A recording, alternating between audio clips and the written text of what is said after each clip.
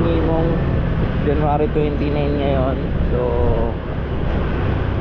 holiday, try natin kung may mga pasahero pa rin. Pero tingin ko medyo matumal ngayon kasi walang pasok ang mga tao.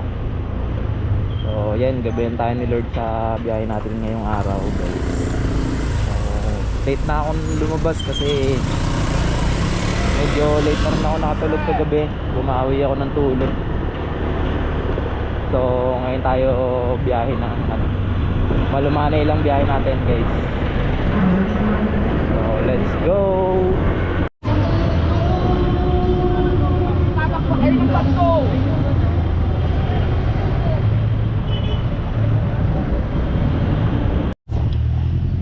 Tumal talaga pag holiday. Lasing pasok yung mga office eh. Kaya walang pasahero eh. Tambay-tambay muna tayo, guys.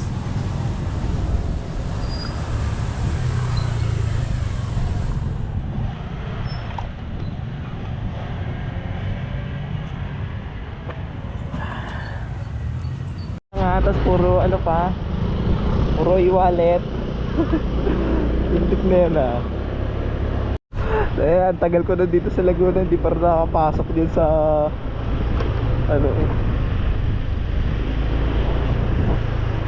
Thank you, mama. E-wallet na siya, tapos nagbigay pa siya ng 50 pesos. Ay, sarap talaga. Daming tip kayo na. Ba't gano'n? Kahit OT lang yan, ang daming tip.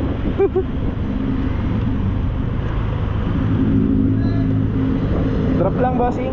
Thank you po.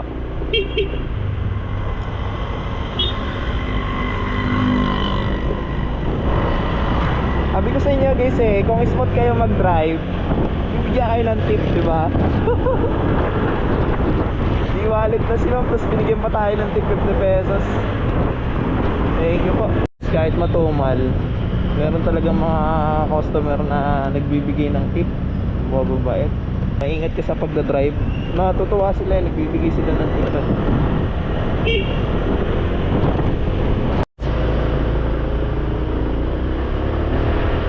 So yun, guys, napasukan tayo ng padala to.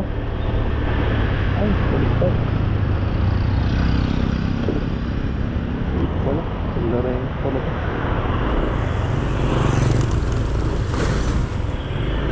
Oh, napasukan tayo ng padala to, guys. Dito pasahero. Meron din kasing padala si Angkas eh.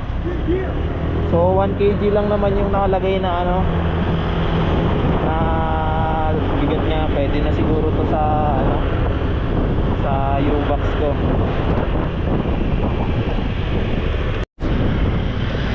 Magpapasway tayo. Search na lang natin sa customer.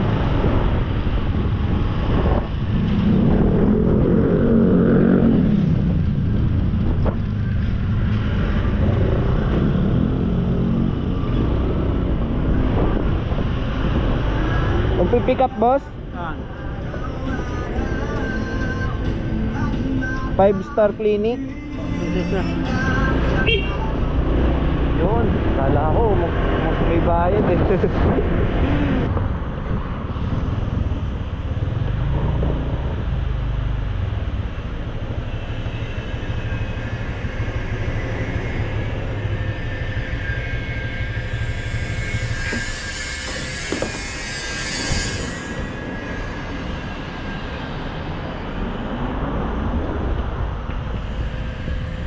Angkas po.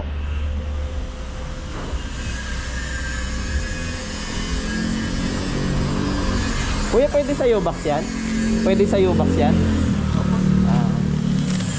Yung doon ko sisingilin, no? Sige po.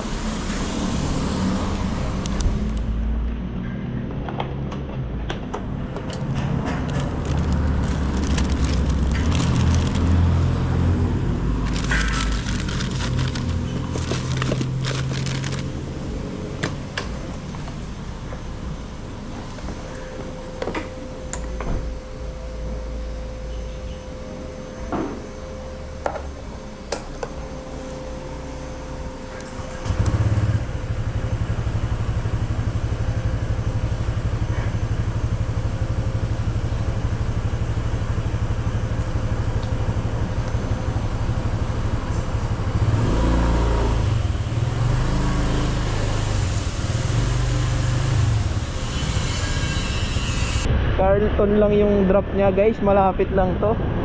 Ay solid din pala pagka ano eh. Pagpadala eh, oh, 60 pesos. Kabilang subdivision lang to eh, Carlton eh.